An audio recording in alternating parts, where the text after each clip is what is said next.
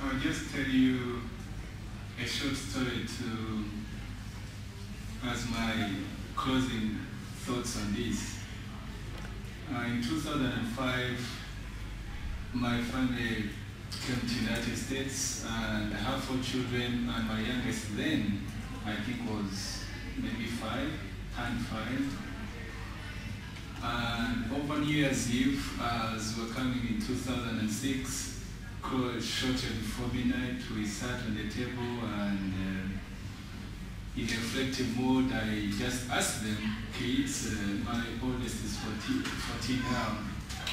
So I asked them that, looking back, what is it that they should be thanking God for?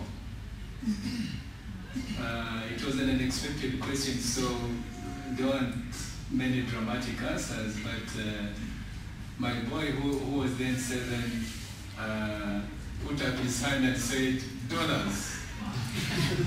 I said, excuse me? It's dollars. I think I'd seen dollars for the first time.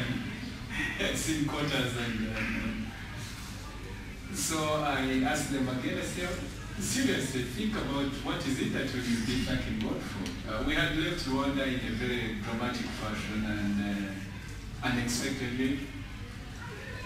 And even the older ones gambled to say this or that. Then the youngest actually said,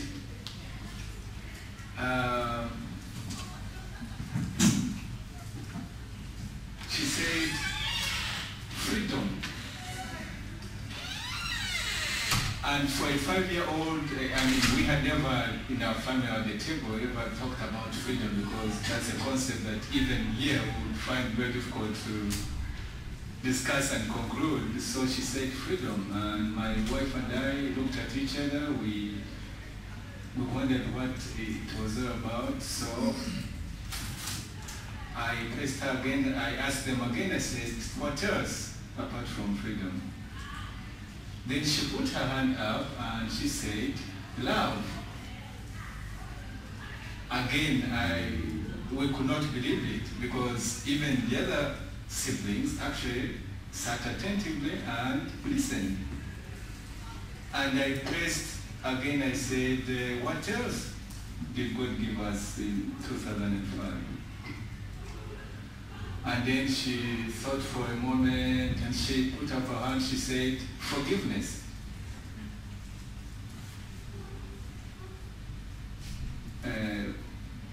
At which point, by then, my wife and I were really not knowing what was going on, because from a 5-year-old girl, those are the last things that you would expect from her. And then there was quietness for a moment, and then she asked, she said, Daddy, if you have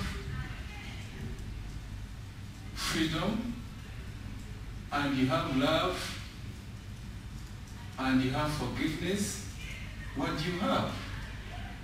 Now, I will tell you that probably that is the most difficult question anybody has ever asked me in my entire life. Because first of all, time and again we're told that sometimes the most important thing to do is to ask a profound question. And nobody in my entire life, with all the schooling I had behind me, with all the... Of course, I began my life in quite depressing circumstances, and I've told some of you that I lost my father when I was only 1 year old. I became a refugee then, and for over 3 decades I was a refugee. I've been so much around death and destruction in my life that sometimes I have wondered where the hope should come from, and yet I'm eternally a hopeful and optimistic person. But nobody, even with that experience and training and all that, nobody had asked me ever that profound question. That when you have love, and you have freedom, and you have forgiveness, what do you have? And because for sure I didn't have an answer to that, and I'm sure for those of you who have kids, that's what we do. Every time they ask us a difficult question, we say, okay, go to sleep. We'll talk about it tomorrow. But she was relentless. And then she says, Daddy, I know the answer. I said, what is the answer? And then she said, love plus freedom plus forgiveness is life. Isn't that amazing? From a 5-year-old? But when you look at it, isn't it in fact? What we've discussed here, matters of bread and butter and systems and innovation and I don't know what else.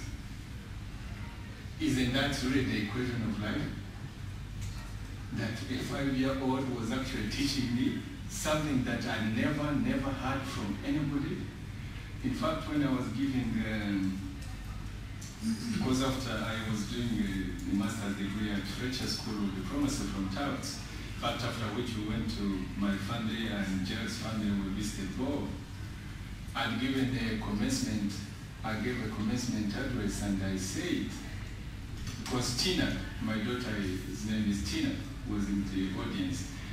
And in fact, I gave my remarks on the basis of what she had told me, what she had invented. In fact, we called it, even the family now, we call it Tina's equation. But that's the equation of life.